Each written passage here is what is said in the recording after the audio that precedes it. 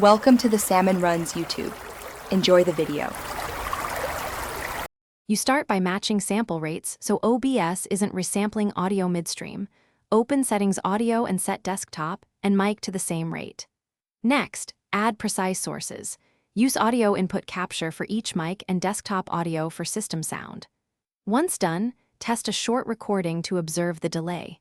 If hardware output introduces lag, use a virtual audio cable to centralize routing. This makes the next corrective step deterministic and repeatable, reducing trial and error.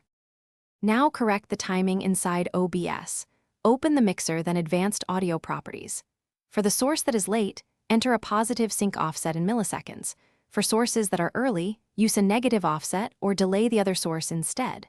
Make small adjustments. Try increments like 50 ms, then refine by 10 ms, because large jumps mask the true alignment.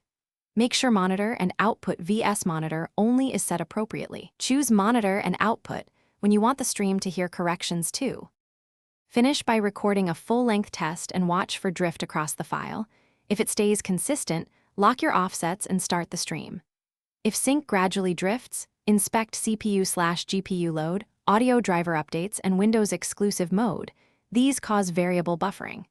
If problems persist, route all audio through one virtual device, virtual cable, so OBS receives a single, consistent stream. This eliminates driver mismatch and is the only reliable fix when hardware mixes.